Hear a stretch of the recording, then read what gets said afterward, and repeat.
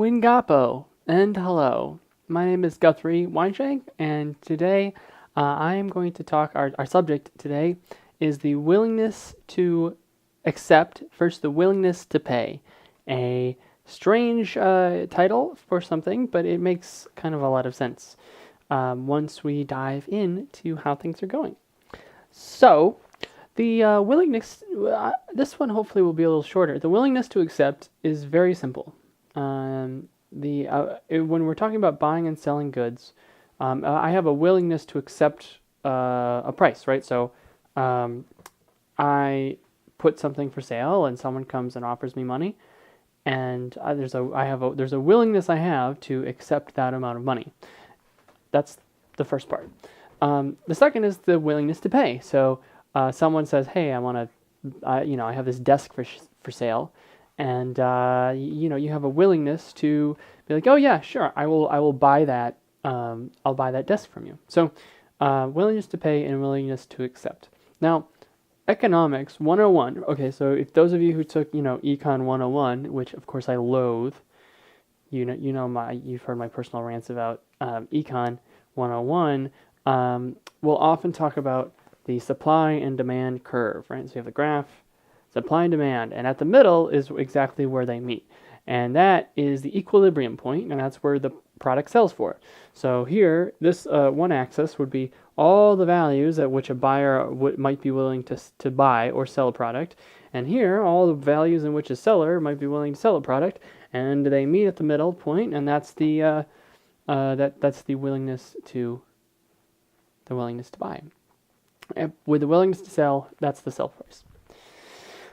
In the real world, which of course is the whole point of all of our talks, behavioral economics tells us that point is often is wrong. Or doesn't exist for a bunch of different psychological reasons. So it's not just about the quality of the good, it's about the psychological reactions people have to that specific thing, and that influences their willingness to buy and their willingness to sell. So let me do a quick mind journey. Again, you got your paperclip on the beach. Paperclip on the beach. So your grandfather, in his wisdom, carefully cut, sanded, jointed, and built a beautiful piece of furniture. It's made out of white oak, the beautiful, beautiful wood, meticulously, with his own hands. He scraped away and jointed things together, and it's got dovetails, and it's a very nice piece of furniture. It's been in the family for 60 years. Your grandfather gave it to your father, who has just given it to you, and you've had it for a couple of years. It's handled 3 generations of kids, so it's pretty worn at this point, but it's beautifully crafted, one of a kind, and really, for generations to come, it's there, and it has this, basically, your grandfather's essence of hard work and meticulousness and warmth and comfort has been imbued into this beautiful desk. So let's, and so what is the price of that to you? And I'm going to pop your mind bubble. The market value of the desk is like $250. It's a very worn wooden desk that needs to be refinished. Like that is the economic reality of the situation. So when the AI computer program looks at it, it says, yes, this desk is worth $250. There is no way you would ever take $250 for this beautiful white oak desk. It's a treasured heirloom to you, and so it inherently has more value to you. So your willingness to accept a payment is going to be very high, and so it's artificially increased by this behavioral phenomenon that basically we like to call, and I got to make sure I do this right, ownership bias. And it's very simple. the things we own, we value more. And there's been a bunch of studies. We'll talk about some of them later. They're really fascinating. But there's been a bunch of studies about, if you own a thing, you give it a higher value. And that's ownership bias. And it kind of makes sense. You know the product. You're the one who had it or paid for it, or it has an inherent value because you have it and you use it that you feel that other people don't understand. And that's part one. Part two is the fear of loss. We don't want to lose. We don't want to have a bad deal about something. When you offer us money, money is an artificial construct. It is vapid, which y'all should look up. It's this. It's not tangible, versus something in our hand. Like a desk. It's there in our hands. It's something we have, or a rare baseball card, and our brain treats. My opinion. This is not. This is just a theory. I don't have research specifically on this per se, but the brain. My opinion is that the brain treats physical objects separately from inscrutable, indescribable, tangible benefits. So, if you say, how much is a potential promotion next year worth to you versus how much are you willing to sell your car for, I think, and there's probably some ancillary evidence to back it up that I don't have in front of me, that your brain is kind of treating it as two different things, and that's because of the way the brain maps stuff spatially, and the brain makes. Again, we talked about the decision, where it makes decisions earlier. So the fact that you have something in hand, almost as it were, makes someone less likely to actually sell it. So when you smash those two concepts together, between the ownership bias and the fear of loss, you kind of get this gap between the willingness to accept a payment and the willingness to pay a certain price. And so, again, we'll talk about a lot of experiments that deal with this. And the experiments generally go like this. It's really simple. You have half the subjects, are given an item. Maybe it's a coffee mug or whatever, and they make it their own. And half the subjects are asked to pay for the item. So you have willingness to accept and willingness to pay. And then, they do it randomly. So it's not your grandfather's desk, but it is, it's like your pen, and people have it around. And then in theory, each group should be the same, and of course there's always a gap because the willingness to they get, this is my coffee mug, and so when they're asked what will you sell it for, they give higher answers. So there's been a lot of stuff, and I want to thank Horowitz and McConnell for doing a great study that summarized a ton of details about willingness to accept and willingness to pay, called A Review of WTA/WTP, Willingness to Accept and Willingness to Pay, studies, again, by Horowitz and McConnell.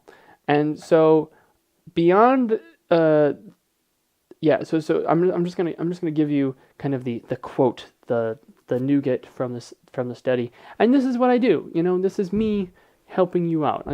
I've found the study, I've summarized it, I found the one piece that is just the perfect little tidbit, all right? Quote, we find that the farther a good is from being a, quote, ordinary private good, unquote, the higher the ratio. And by that, the ratio of willingness to accept to willingness to pay. So the higher the ratio, the bigger the gap, right? So, and this makes so much sense. So again, an ordinary private good is exactly what it sounds like. Ordinary, something that you can find everywhere, and private good, so just something that you own. And so the best example I can give of the most ordinary of ordinary goods would be the rice in your bowl in the rice bag at home. The regular white, medium or short grain Chinese rice. It's like $10 for a 50-pound bag. That's like the ultimate private ordinary private good. It is the same rice as you get anywhere else. It doesn't really go stale or bad. It's just rice. And so if you compare that to, you know, your great grandmother's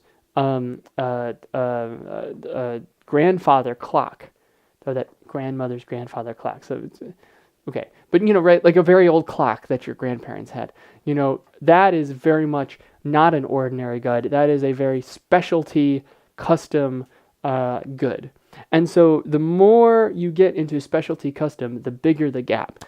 When you're asked, hey, how much will you sell me a pound of rice for? It's probably pretty consistent, and the willingness to pay and the willingness to accept are actually probably pretty close to each other.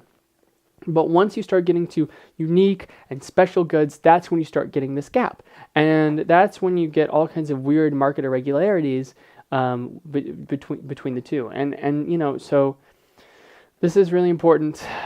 This is why, like, a lot of times in estate sales, or when people, or, you know, it's hard for people to sell family heirlooms and they can't get rid of it. But, you know, unfortunately, you know, estate sale, right? Either let's just assume the people moved, they kind of get rid of all their stuff, and they can't do it because they're too emotionally attached to it. You know, 35 years of sitting in this chair, it can't be worth $5. It has to be worth more than that. But you know, the chair's worth $5. So that's why you hire someone to run the estate sale for you, because they're a neutral observer and they can actually move product.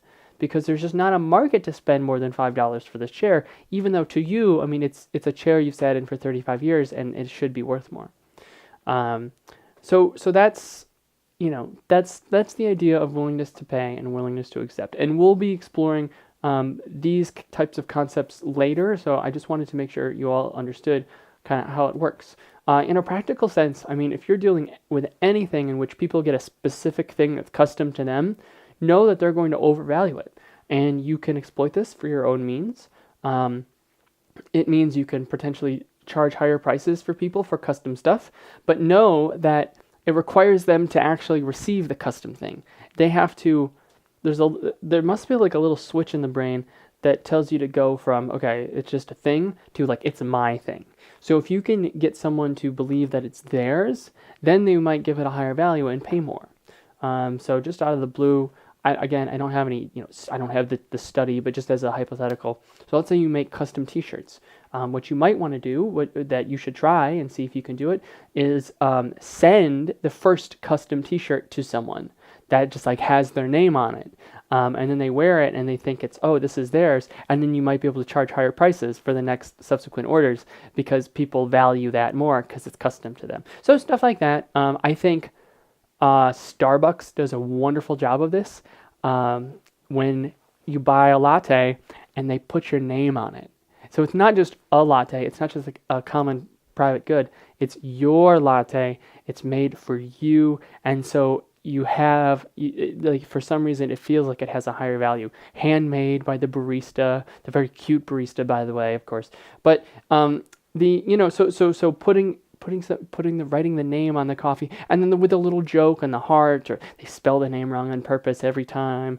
It gives it a quality that's then yours and specific to you, and that makes it feel like you're getting a higher value, and maybe you're more willing to spend $6 on a latte at Starbucks.